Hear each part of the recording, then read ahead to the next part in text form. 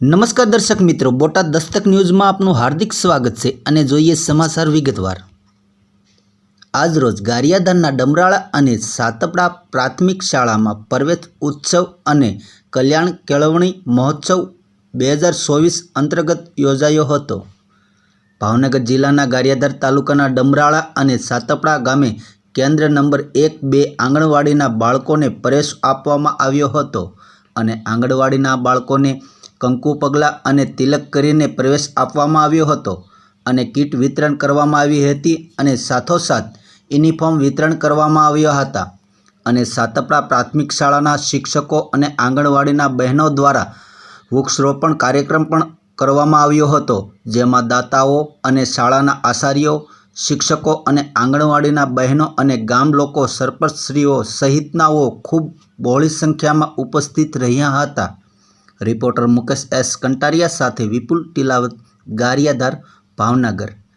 Botad Dastak news, તંત્રી LD Makwana, Botad.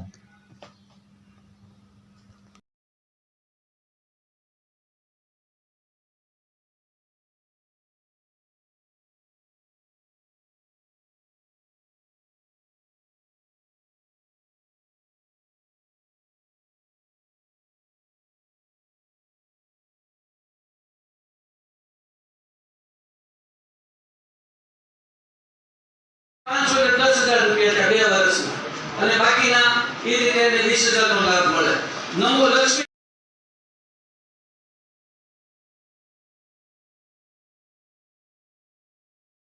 એ સ્કૂલની અંદર 9મા ધોરણની અંદર 9 અને 10 ની અંદર વર્ષે ₹20,000 મળે બે વર્ષમાં। વિચારજો। આજરોજ સાતપડા પ્રાથમિક શાળામાં અને આંગણવાડીમાં પ્રાથમિક શાળામાં બાલવાટિકામાં બાળકોને પ્રવેશ આપ્યો અને આંગણવાડીમાં નાના ભૂલકાઓને 3 થી 6 વર્ષના બાળકોને પ્રવેશ અપાયો છે। મુકેશભાઈ બી પરમાર, CRC કોઓર્ડિનેટર, પરવડી। આજરોજ શાળા પ્રવેશોત્સવ અને કલ્યાણ કેળવણી મહોત્સવ 2024 અંતર્ગત સાતપડા પ્રાથમિક શાળામાં આવવાનું થયું।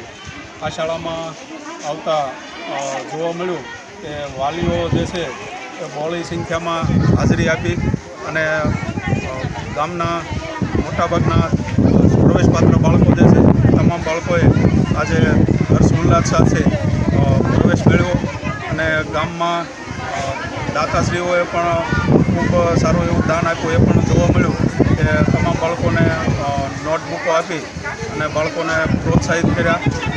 ખરેખર એ આનંદની બાબત છે કે આવા ગામની અંદર આવા સરસ દાતાઓ દ્વારા અને વાલીઓ દ્વારા આ કાર્યક્રમને વધાવી લઈ અને આ કાર્યક્રમમાં ભાગ લઈ અને કાર્યક્રમને સફળ બનાવ્યો અને ગામ લોકોનો ઉત્સાહ જોતા ખરેખર આવું બીજી કોઈ શાળામાં એટલો ઉત્સાહ કે એટલા વાલીઓનો ઉત્સાહ જોવા મળતો નથી, પણ આ ગામની અંદર આવો ઉત્સાહ જોઈ અને શિક્ષક મિત્રોની પણ આચાર્યશ્રી અને શિક્ષક મિત્રો દ્વારા પણ ખૂબ મહેનત કરી આ શાળાને સ્વચ્છ અને સુંદર બનાવવા એ જોતા પણ એ તમામને ધન્યવાદ આપું છું કે અને સરપંચશ્રી દ્વારા પણ શાળાઓની જરૂરિયાતોને ધ્યાનમાં લેવામાં આવે છે એ જાણીને પણ ખૂબ આનંદ થયો। એટલે મને લાગે છે કે અમુક વર્ષોની અંદર આ શાળા કે આ ગામનો 100% વિકાસ થાય અને સફળતાના શિખરો સર કરશે એવી સૌ આ તબક્કે સૌ બાળકોને શુભેચ્છા। ખૂબ સરસ।